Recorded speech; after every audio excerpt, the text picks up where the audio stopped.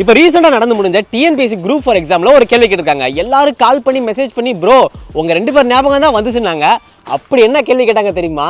நாங்கள் உங்களை செல்லம்மா காம்ரேட்ஸ்னு கூப்பிட்றனாலவோ என்னவோ இந்த கேள்விக்கு எங்கள் ஞாபகம் வந்தது ரொம்ப பெருமையாகவும் இருக்குது, சந்தோஷமாகவும் இருக்குது. அது என்ன கேள்வினா, காம்ரேட்ஸ் என்ற சொல் எந்த மொழியிலிருந்து வந்தது, எந்த மொழியிலிருந்து வந்திருக்கும்? அப்படி அந்த காம்ரேடுன்ற வார்த்தை ஸ்பானிஷ் மொழி, போர்ச்சுகீஸ் மொழியிலேருந்து வந்திருக்கு. முத கமரடா அப்படின்னு சொல்லி அழைக்கப்பட்டிருக்காங்க. அது நாளடைவில் தழுவி காம்ரேட் அப்படின்னு சொல்லி வந்திருக்கு. அப்படி அந்த காம்ரேட்னா என்ன? காம்ரேட்னா தன்னோட சக தோழனை கூப்பிட்றதாங்க காம்ரேடு. யாரெல்லாம் இந்த கேள்விக்கு கரெக்டாக ஆன்சர் பண்ணி டிஎன்பிஎஸ்சியில் 1 மார்க் எடுத்தீங்க கமெண்ட் பண்ணுங்க. அது மட்டும் இல்லைங்க, சக தோழன், தோழி, சக நண்பன், நண்பி எல்லாருமே காம்ரேட்ஸ்ன்னு தான் சொல்லுவாங்க. சமூகத்தில் நடக்கிற பிரச்சனையை தட்டி கேட்குறவங்களும் அதை பற்றி பேசுகிறவங்களும் காம்ரேட்ஸ் தான்.